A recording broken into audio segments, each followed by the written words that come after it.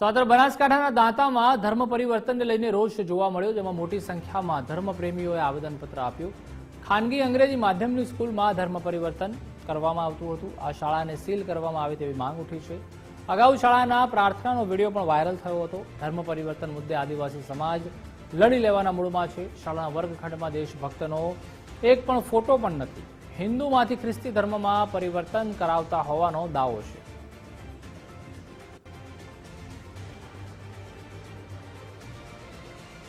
Prayer होता है उसका एक भाग है। हाँ तो वही तो बोल रहे, क्रिश्चियन प्रेयर आपने क्लासरूम में क्यों लगाई है? अगर आप क्रिश्चियन प्रेयर एक्चुअली ये जो प्रेयर है वो सभी समाज के एक समान के है। इसमें कोई भगवान का नाम इसमें है।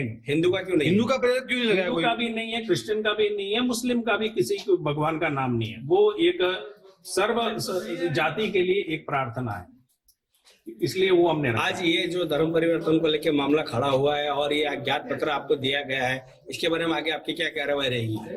उसके आगे तो हमें तो कोई व्यक्तिगत कार्यवाही नहीं करना है। हमने तो कल पुलिस स्टेशन में जाके पुलिस साहब ने हमने बुलाया था, वहां पे भी पुलिस साहब ने हमको बोला कि आज से अब से ये जो प्रार्थना है आपके स्कूल में नहीं चलना चाहिए।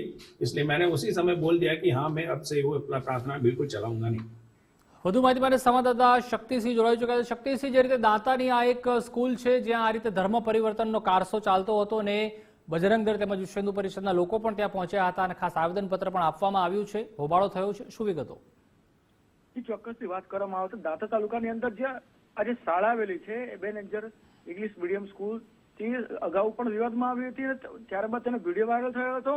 અને જે આદિવાસી સમાજમાં અત્યારે ધર્મ પરિવર્તનની જે મામલો અત્યારે ચાલી રહ્યો છે તેમાં ધર્માંતર અટકાવવા માટે અત્યારે હિન્દુ સંગઠનો મેદાને આવે છે. ત્યારે દાંતા તાલુકાના જે આદિવાસી સમાજના લોકો અને સર્વ સમાજના લોકો એકઠા થઈને આ શાળાને લઈને પહોંચ્યા હતા અને પ્રાંત અધિકારીને આવેદનપત્ર આપ્યું અને તેમને કહેવું એવું છે કે આ શાળાના જે સંચાલકો છે તે પોતાના રીતે મનમાની કરી રહ્યા છે. હિન્દુ ધર્મના કોઈ પણ અહીંયા પ્રસંગો ઉજવવામાં આવતા નથી અને જે આરોપ લાગ્યો છે કે શાળાની અંદર પરિસરમાં કોઈ પણ હિન્દુ દેવી દેવતાના ફોટા નથી અને વધુમાં વધુ તેઓ ખ્રિસ્તુ ધર્મનો પ્રચાર કરી રહ્યા છે અને ઈસુ ભગવાનની વધુ માહિતી આપી રહ્યા છે.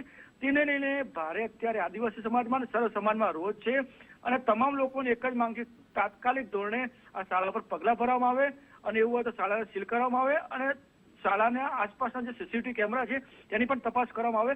આ ગંભીર મુદ્દા લઈને અત્યારે દાંતા તાલુકાની અંદર અત્યારે ગરમાવો જોવા મળી રહ્યો છે. આભાર શક્તિસિંહ માહિતી બદલ.